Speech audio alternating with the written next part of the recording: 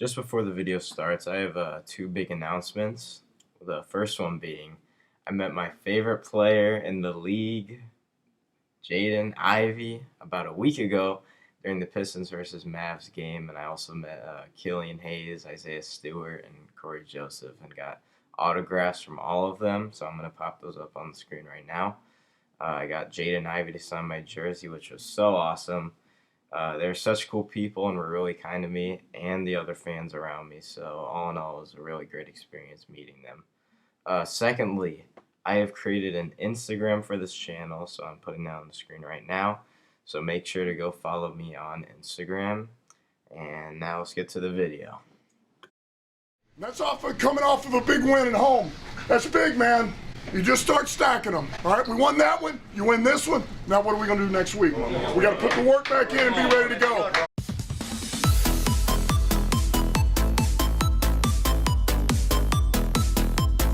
You just start stacking them. You just start stacking them. What is up, y'all? We are back with another video. Y'all might think this is a rant. This is a rant. It is not a rant. This is a video of appreciation for how well the Lions have been doing these past few weeks. And now I know the last video I was hating on Goff a lot. Specifically, who I want to talk about first, who is the most pathetic player on this team. Literally one of the worst players. I'm not even joking. Jared Goff. Goff, he has to go after the season, dude. I don't see a future with him on this team. He is terrible. Which, in my opinion, still was warranted. He played terrible those two games, Patriots and Cowboys. But he's kicked it up a notch. And you know, I really wasn't expecting that from him. But he kicked it up, and so did the rest of the team. The defense is doing amazing. The defense, I don't know what happened. I think Aubrey Pleasant was a big part of why the secondary sucked, because as we've seen these past couple weeks, the defense has been doing great. So the offense, it's just like they score after the Jags game. This video is being made after the Jags game. They scored on every drive. They didn't punt once. They never punted the entire game. That is amazing. I don't think I've seen that from the Lions in a long time, at least 5 years plus. So that was crazy. This offense, when Goff has time and when the receivers are doing good and when the run game's working, we're unstoppable. But when there's pressure, it gets a little bit more tough. We still held up against the Bills. They brought in a lot of pressure. Goff did good against the Bills. I'll give him credit there. He did really good there. And then just the defense, we've had picks. We've had really good run stopping against Saquon and ETN. We've done good against those guys.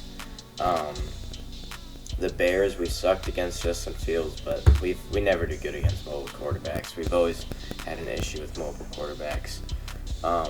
But yeah, the defense has been doing outstanding these past couple weeks compared to the rest of the season. Now, this is the second thing I want to talk about, is our playoff push. So if we win out, I'm pretty sure we're guaranteed, except I don't think we're guaranteed. But if we win out, we have a very good chance of getting in the playoffs. I think 86% or something. The Giants and Commanders tying really screwed us up. But, hey, we might persevere and we might make it. If we lose one, it's not the end of the world. If we were to lose one, I hope it would be against the Jets because they're not in our conference. And the next game, Vikings, that is a big game. This is a big game. That is going to be tomorrow because it's being filmed on Saturday. I hope to get this out on YouTube by the end of the day at least. But we gotta do a lot of things to beat the Vikings. It's not going to be an easy matchup. A lot of people are saying, yeah, we got it. Yeah, this is going to be an easy matchup. The Vikings aren't a terrible team. They're not. Their record isn't like terrible. They're 10-2. Now, some of the teams they versed have been questionable, like the Bears, Packers, us earlier in the season, although we should have won that game. I have a whole rant on that, but this is an appreciation video. This is not a rant video. But we did really good against the Jags. If we can have another one of those performances and carry it on for the rest of December, we're going to be looking good. But we got to do a lot of things to beat the Vikings. And so this is the first thing. Number one, protect Jared Goff. Protecting Jared Goff is number one going to be the most important thing, easily. Jared Goff does not perform good under pressure. When he has when there's no pressure or there's minimal pressure, he's outstanding. He's outstanding. But when there's pressure, it's hard for him to work outside of that system. So the O-line has to come in. They have to play well the entire game. Sure, you could have like a couple of mishaps, like a holding or like a missed assignment. That's fine. But you can't be bad the whole game. You have to, and when they bring blitz, Jared Goff has to account for that too. He's got to have a check down. He's got to find the receiver quickly, or he's just got to throw it out. It's got to be one of those. Goff cannot hold on to it for a sack because, he could fumble it, because he does fumble it sometimes on his sacks. The second most important thing, I would say, is pressuring Kirk Cousins. Kirk Cousins is a lot like Goff in the sense that he does not perform well at all under pressure. That is a big thing that we need to have to win this game. Pressuring Kirk Cousins. I forgot what game it was. I think it was against the Jets or the Cowboys, where he was just bad.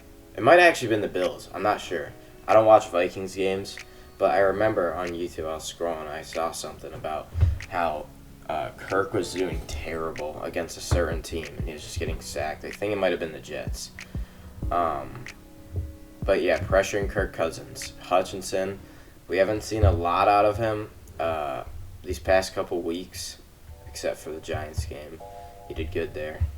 I think he got a pick, and then he got another one against the Packers a couple of other weeks back. It's been a long time since I've done one of these videos. It's been since the Cowboys, and that was like in October or something. It's December now. But pressuring Kirk Cousins. Hutchinson needs to have a big game. We might be getting a quarterback. Something else. J-Mo made his debut last game, like 5 or 4 snaps he played. I expect him to at least play like 15 this week. I expect to see a big improvement on his playing time. He should. If he doesn't, I'll be surprised. And I hope he can at least get a couple targets, or at least be out on the field more. That would be extremely important, because then the Vikings have to account for the deep ball, which Goff, he did have that really good throw to Chark. That was a really good throw. But he doesn't take deep shots super often. So that's a downside of Goff, is that he doesn't take deep shots all that often. And sometimes they are underthrown, and then others are overthrown. So he's a little inconsistent on that part. But if we can have J-Mo out there, it'll give Goff more options, and probably will get the receivers more open, because the Vikings will have to account for the deep ball. So the third thing that I want to talk about is the crowd being loud. That is another major thing. We need to have the crowd be loud. It needs to be rocking in Ford Field tomorrow. It needs to be literally super loud. I can't remember the last time. I think it was the Cowboys in the divisional game. I don't know if that was in Dallas or... Let me look that up real quick. Okay, my mistake. It was in Dallas. It was not in Detroit. So yeah, I can't remember the last time we were super loud, or this Ford Field was. But we need to change that tomorrow. We need to be loud. This is easily probably one of the most important games of the season. This is the NFC game. It's against a powerhouse team, although some stuff they suck at. Like Kirk Cousins, not the sharpest tool in the shed. So if we can stop him, if we can get pressure on him, their whole offense collapsed, because then they have to run it through Dalvin Cook. And we have shown in the past couple of weeks that we do solid, or we're doing solid against good running backs. So, Ford Field, it needs to be popping. It needs to be loud. And the next thing, no turnovers. Turnovers have ruined Lions games in the past. So we need to make sure that we get no turnovers. There could be like one fluke turnover. There could probably only be one. If there's more than one, like 2 Goff interceptions or a Goff interception and a fumble or something, that's really going to hurt us. So we have to have no turnovers. We have to protect Jared Goff. We have to pressure Kirk Cousins, and the crowd needs to be loud. Those are the 4 keys to victory. Okudah, another thing, the injury report. Okudah is questionable. Khalif Raymond is questionable with illness. Will Harris is questionable. So, I mean, like, but then we have people, Jamal, DeAndre, Frank Ragnow, Taylor Decker, and Deshaun Elliott have no designation, so they probably will play. They most likely will play. But we aren't going to have Derek Barnes, Chase Lucas, or some backup offensive guard. And then the Vikings are not going to have Jonathan Bullard, one of their defensive end. I think he's their starter. So that's a big blow to them. I don't know if he's good. I don't watch Vikings games. But I would assume that sucks for them, that he's somewhat good, at least. Questionable is Garrett Bradbury, Christian Darrisaw, one of their offensive linemen, and this is a big one, Harrison Smith, one of their safeties. He's pretty good. He is a little bit washed, but he is still good. So, and then Eric Kendricks, Theo Jackson, and Danielle Hunter, they'll probably all play. This is going to be tough.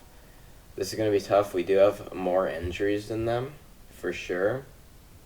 But in my eyes, if Okudah can play, Will Harris, it's whatever. If he doesn't play, I don't really mind. And Khalif Raymond, he's a burner, so if he could play, that would be good. It wouldn't hurt us a ton if he couldn't play. But seeing that Swift can play, Jamal and Frank Ragnow, Taylor Decker, and Deshaun, those are 5 big guys on our team. And that they have no designation is great. That is great. So, I just want to make this video, man. I'm really happy that the team has been doing good, that we've been winning a lot of games. I think we can make it to the playoffs. In fact, I don't know if I want to say it. It has to do with the last 5 games, including this Vikings game. Oh, gosh. I feel like if I'm going to say it, the opposite's going to happen. So I'm not going to say it, but I'm just going to say I think there is a strong chance that we could get into the playoffs. I think there's a strong chance that we could get into the playoffs. I hope we do. I don't want to lose out now. We already have 5 wins. We're in the playoff push. There's no reason for us to tank anymore. I hope we make it to the playoffs. I apologize to Goff for my last video. Although, once again, for those past 2 games, the hate was pretty warranted. But he is good at some things. That was where I was reaching, saying that he was not good at anything and he's the worst player on our team. That is just not true. That was made after the game, or sometime after the game.